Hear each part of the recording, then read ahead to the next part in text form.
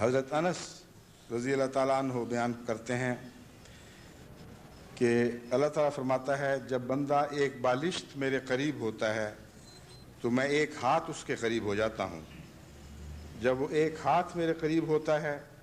تو میں 2 ہاتھ اس کے قریب ہو جاتا ہوں، اور جب وہ میری طرف چل کر آتا ہے تو میں اس کی طرف دوڑتے ہوئے جاتا ہوں۔ یہ مضمون ہے جو ہمیشہ ہر روز ہر خدا کے قریب ہونے والا بندہ اپنی ذات میں مشاہدہ کرتا ہے۔ یہ ایک ایسی گواہی ہے جو ساری کائنات میں پھیلی پڑی ہے، یعنی ہر انسان جو اللہ تعالیٰ سے پیار کی بات کرتا ہے، اس سے تعلق بڑھاتا ہے، اس کو کسی اور سے پوچھنے کی ضرورت نہیں ہے۔ خدا کا یہ سلوک ہر بندے سے برابر ہوتا ہے، اور انسان محسوس کرتا ہے کہ خدا کی طرف میں نے تھوڑا سا قدم آگے بڑھایا تھا، اللہ تعالیٰ نے اس سے بہت زیادہ میری طرف توجہ فرمائی اور احسان فرماتے ہوئے میرے قریب آیا۔ لیکن آن حضرت صلی اللہ علیہ وآلہ وسلم سے زیادہ قریب خدا کسی اور انسان کے نہیں ہوا، اور جس تیزی سے خدا آن حضور صلی اللہ علیہ وآلہ وسلم پر جلوہ گر ہوا ہے،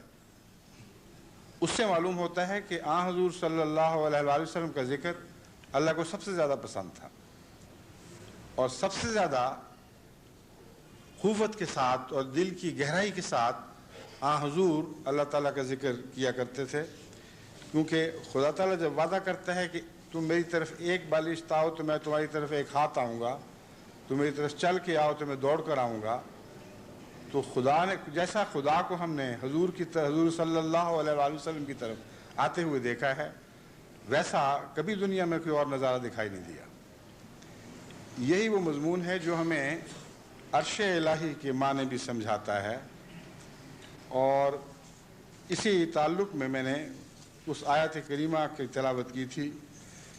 جس میں اللہ تعالیٰ فرماتا ہے تَرَى الْمَلَائِكَةَ حَافِينَ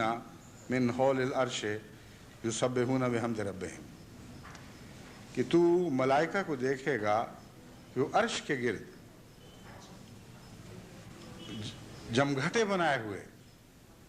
یعنی ایک دوسرے پر گرتے ہوئے اکٹھے ہوتے چلے جاتے ہیں، یعنی جھرمٹ پہ جھرمٹ بنے ہوئے، اور اللہ کی تسبیح کرتے ہیں اور اس کی حمد کے گیت گاتے ہیں، اور وہ وقت ہوتا ہے جب کہ بڑے بڑے فیصلے کیے جاتے ہیں، اور وہ تمام فیصلے حق کے ساتھ کیے جاتے ہیں، اور یہ اعلان کیا جاتا ہے کہ الحمدللہ رب العالمین، تمام حمد اللہ ہی کے لیے ہے جو تمام جہانوں کا رب ہے۔